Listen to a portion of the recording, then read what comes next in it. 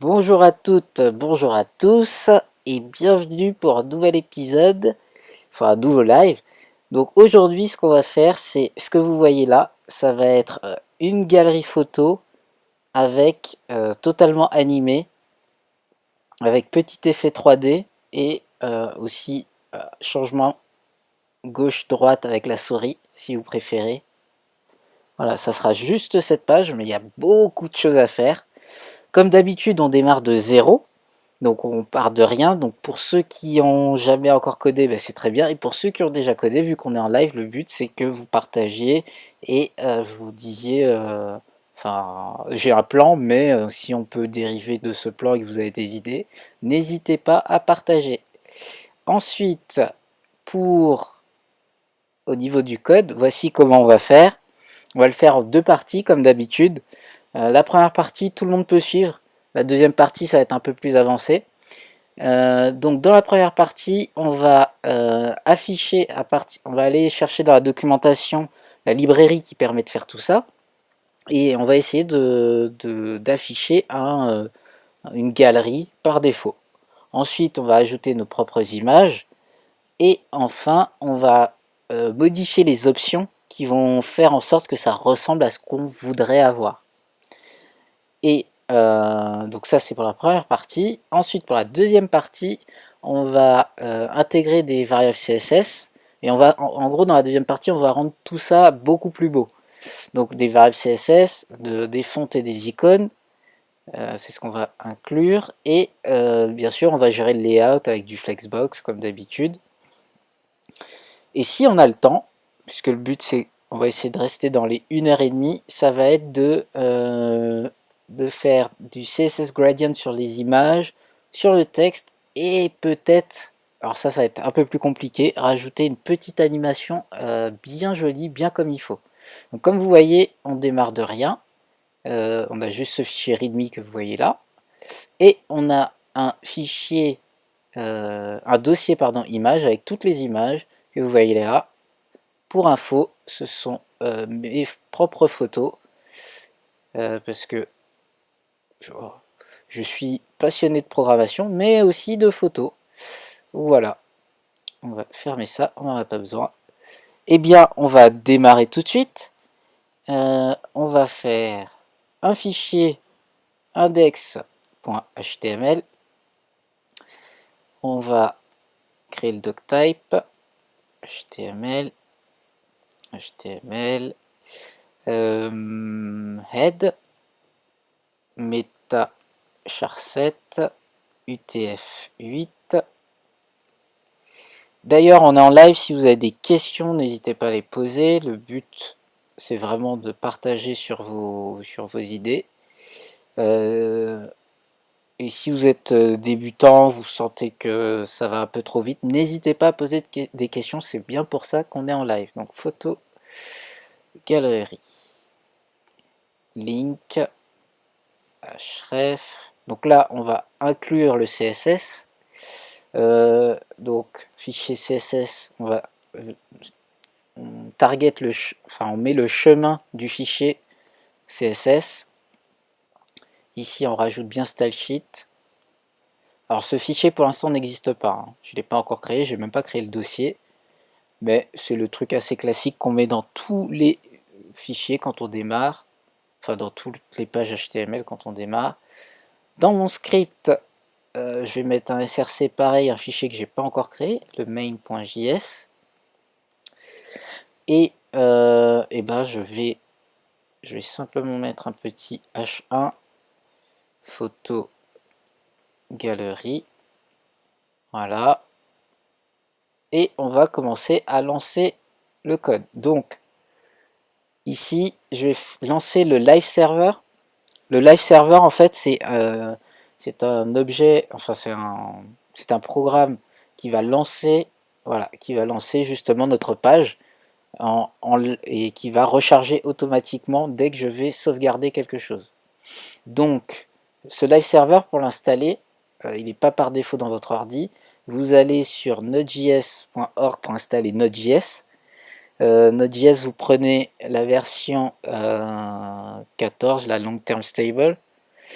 Et une fois que vous avez Node.js, ça va s'installer automatiquement sur votre ordi, mais vous ne le verrez pas, vous n'aurez peut-être pas d'icône. Donc si vous n'avez pas d'icône, c'est pas grave, c'est normal. Par contre, une fois que c'est installé dans votre terminal, donc pour ouvrir le terminal avec VS Code, donc VS Code pour l'installer, vous tapez VS Code sur Google et vous l'installez. Vous allez dans View et vous tapez, vous cliquez sur Terminal et ça va ouvrir cette fenêtre et vous pourrez avoir accès à la commande suivante. Je vais augmenter ici npm i. Donc npm c'est Node Package Manager, c'est dès qu'on installe Node, on a accès à cette ligne de commande npm. npm i pour install, -g et live-server. Et le -g en fait c'est pour une installation globale qui va s'installer sur tout votre ordinateur. Donc faites bien attention quand vous êtes sur Windows à ouvrir votre VS Code en administrateur ou quand vous êtes sur Mac de faire sudo. Et quand vous faites sudo sur Mac et vous tapez entrée, il va vous demander d'écrire votre mot de passe et vous écrivez directement votre mot de passe et vous tapez entrée. Et comme ça va installer le live server. Une fois qu'il est installé, vous avez juste à taper live server et ça va lancer votre page comme on l'a vu il y a 2 secondes. Voilà. Ensuite, nous ce qu'on va faire, c'est qu'on va rajouter les fichiers qui manquent, les fichiers et dossiers qui manquent pour que notre page s'affiche. Donc j'ai créé un dossier JS, j'ai fait un lien avec le main.js. Pour être sûr que ça fonctionne, je vais faire un petit console log script loaded. Et ensuite, je vais faire un style.css et je vais rajouter body color Indian red. Donc un rouge mais pas trop fort. Pas color, background color, mais bon, ça fonctionne. Voilà. Et on regarde dans notre inspecteur. Hop, console. Qu'est-ce qu'il nous dit? Il y a un problème sur le style. Ah, refuse to apply style. Pourtant, il a affiché. Je sais pas pourquoi. HTTP. Ah, le meme type n'est pas... Non, c'est pas une erreur bloquante. Je vois ça quelques fois, mais je sais pas pourquoi. Donc, c'est bon, tout fonctionne. Je peux effacer et je vais commencer. Donc, l'idée, c'est de reproduire cette page que vous voyez ici. Et donc la première chose, c'est qu'on va chercher une librairie JavaScript pour faire la galerie. Parce qu'on ne va pas tout recoder, mais on va coder certaines choses et on va réutiliser ce qui existe déjà. Donc, joli. Donc la librairie que j'ai trouvée, alors il y a la librairie qui s'appelle Slick. Elle est pas mal, mais elle est dépendante de jQuery, mais je préfère éviter jQuery. Donc celle que j'ai trouvée c'est Glide.js, voilà, sur le GitHub. Et on va aller sur la page d'accueil de Glide.js, avec glidejs.com. Voilà. Voilà. Donc on a déjà un exemple qui fonctionne. Et on va aller dans le Get Started directement. Voilà. Donc le Get Started, qu'est-ce qu'on nous dit? Ok, on a un petit exemple qui fonctionne, super. Donc la raison pour laquelle je vous montre ça, c'est vraiment pour vous montrer que quand on démarre, on réutilise des choses qui existent et surtout on utilise la documentation. Est-ce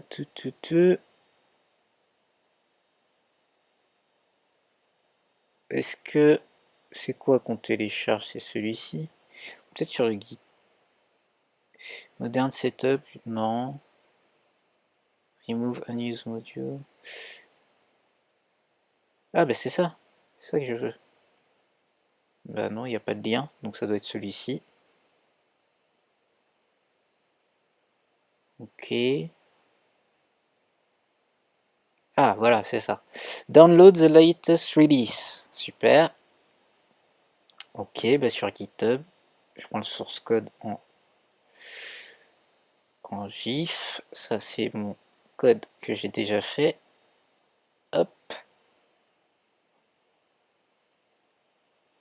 Et là, j'ai le glide 3.44.1.4.1.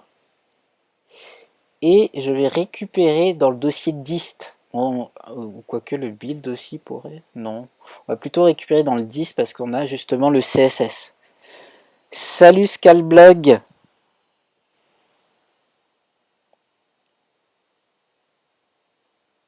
Ouais, il gère aussi le swipe, ouais, en effet. Ah, bah ok. Bah, je vois qu'on a un connaisseur. Moi, je l'ai découvert il y a bah, justement pour ce live. Donc, si tu as d'autres choses que tu connais là-dessus, n'hésite pas à les partager. Parce que je l'ai utilisé pendant 2 heures, même pas. Enfin, j'ai fait ça pendant 2 heures avec l'HTML et le CSS, donc je connais rien de Glide. Donc, ah oui, vous voyez pas que je suis en train de télécharger, puisque je suis sur mon... Donc là, je suis sur mon... Comment on appelle ça? Je suis sur mon explorateur de fichiers. Donc là, vous n'avez pas vu. Donc, ce que je fais, je retourne ici, voilà. Donc, ce que j'ai fait, c'est que j'ai téléchargé le dossier dist dans Glide. D'ailleurs, ce que je vais faire plutôt, c'est que je vais recopier tout le dossier pour que vous voyez ce que c'était. Ça sera beaucoup plus clair comme ça. Voilà. Donc, on va effacer ça pour le moment. Et on va effacer ça aussi. Donc, en fait, j'ai téléchargé ce fichier, zip, que vous avez eu sur GitHub. Une fois que je l'ai téléchargé, je l'ai dézippé et ça a envoyé tout ça. Et en fait, vous n'avez pas besoin de tout ça. Il faut aller dans le dossier dist. Là, on fait du web classique. Quand vous êtes plus avancé, que vous faites du serveur ou du node, là, vous irez plutôt dans le build. Et en fait, vous ferez directement un npmi glide, comme c'était indiqué sur la documentation. Mais nous, dans notre cas, on va prendre le dist. Et là, dans le dist, on a le CSS. Et on va prendre tout ce qu'il y a dans CSS. Et en fait, on va pas tout prendre. On va prendre le min.css et c'est tout. Le thème.css, il va pas nous servir parce qu'on va tout refaire. On va refaire tout le style. Donc on veut le minimum, donc le corps, le cœur du CSS, du styling qui est déjà donné. Et pareil, on va pas prendre le glide.js, mais on va prendre le glide min. Le min, c'est le code minifié. On n'a pas besoin de le lire, on n'a pas besoin de le modifier. On espère que tout est bien codé du côté du développeur et on le reprend tel quel. Voilà, donc on déplace ces deux fichiers et c'est tout ce dont on a besoin dans le glide. Mais ça c'est pour faire simple, quand vous irez plus loin, il y aura d'autres manières de charger tout ça de manière un peu plus poussée. Et maintenant qu'on a chargé le CSS et le JS, et ben on va faire de la même manière, on va rajouter un CSS et un JS. Il faut effectivement refaire le JS quand on a installé le glide, ouais. Parfois ça pète l'affichage quand on ajoute, ouais, totalement. Et en plus on veut contrôler le truc, donc en général quasiment toutes les librairies que tu exportes qui viennent de l'extérieur, tu les prends, tu essayes de pas tout prendre le CSS, prendre le minimum possible. Yes. Mais à force des règles, à force de règles CSS, on arrive à avoir le rendu attendu. Yes, bah oui. Ok, j'avais pas compris la phrase au début. Donc glide.core.min, voilà. Donc ça va rien faire sur notre page. On revient ici. Ça va rien faire sur notre page parce que on n'a pas installé Glide encore. On a juste installé les composants, mais il faut qu'on aille un peu plus loin. Donc on va retourner sur la documentation. Scalblog, donc tu développes déjà, j'imagine. Tu as l'air de bien t'y connaître. Je crois que c'est la première fois qu'on te voit ici. Ah, mais non, Scalblog, ça me dit quelque chose. Je t'ai déjà vu en vrai lors des meet-up en vrai, non? Un défaut à savoir si Reglade, il gère pas trop bien les breakpoints du genre afficher les slides une par une sur mobile, 3 par 3 sur desktop. Ah, ok. Mais j'ai pas fait la version desktop mobile, j'ai pas fait de responsive. Ah, je me disais ton nom, c'est Pascal ton prénom, c'est ça? Si je me rappelle bien.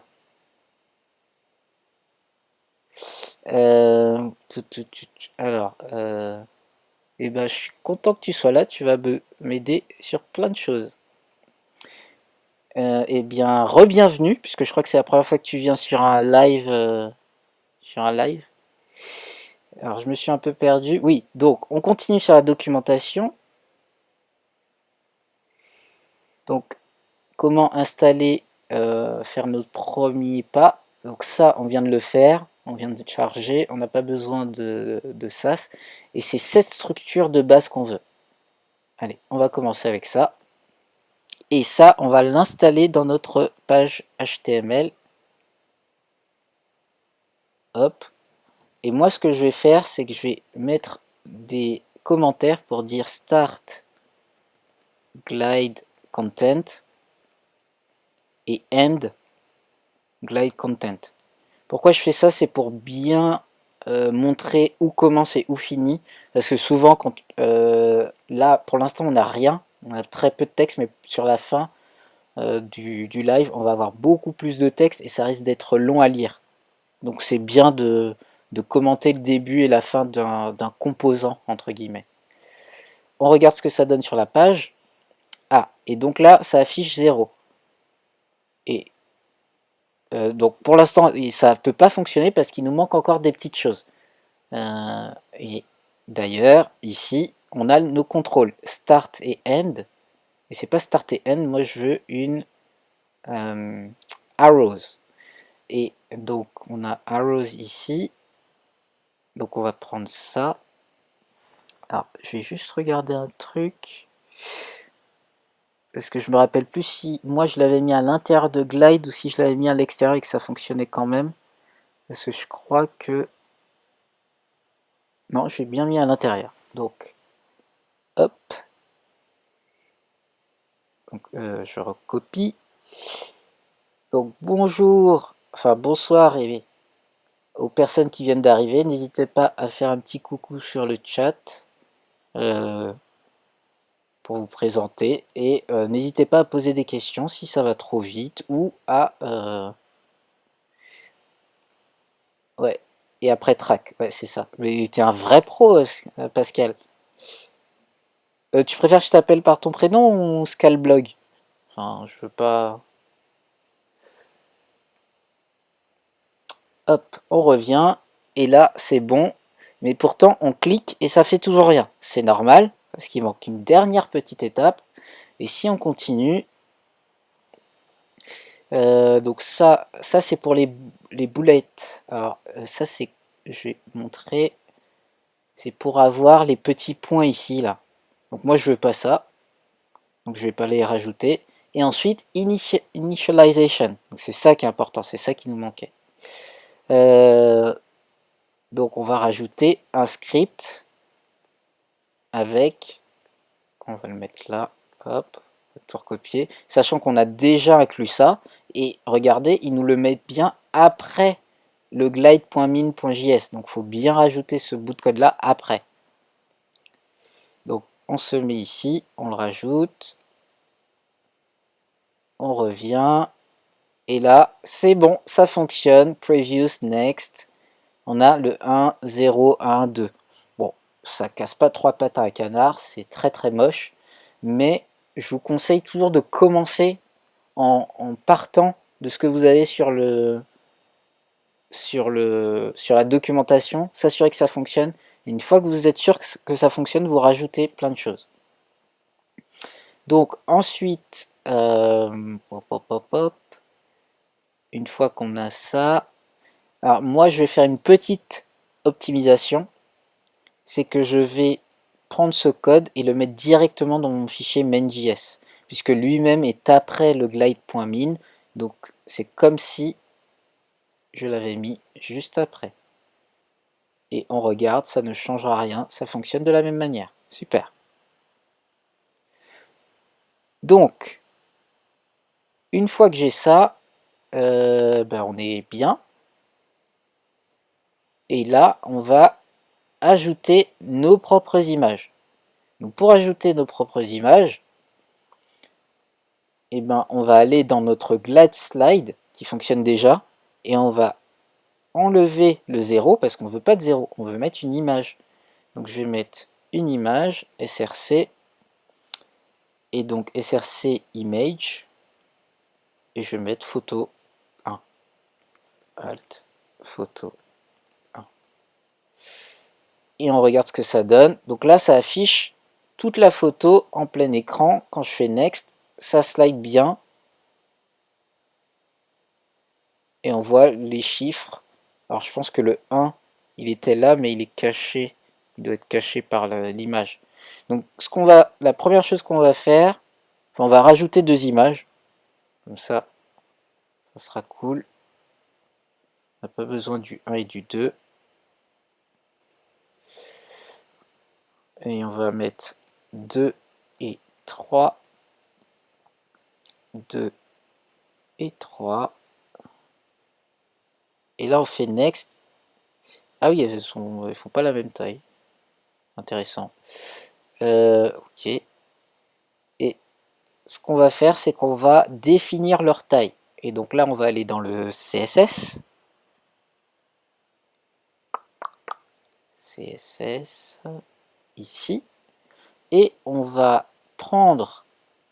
Donc regardez la classe qui les entoure, et c'est le Glide Slide.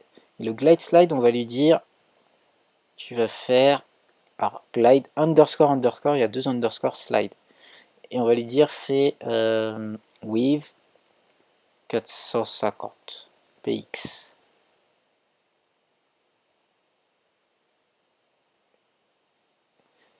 Donc oui, image, pardon. Voilà. Et là, super. Là, c'est beaucoup mieux comme ça. Donc, elles font le même format, donc si on les resize, tout fonctionne. Et là, c'est bon, previews, next. Et même avec les flèches, ça fonctionne. Et le swipe aussi, comme tu disais, Pascal. Je swipe directement sur les images et ça fonctionne. Super.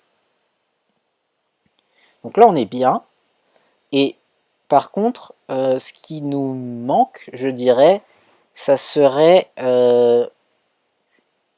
de centrer les images. Donc on va regarder dans le CSS comment on peut faire pour centrer les images.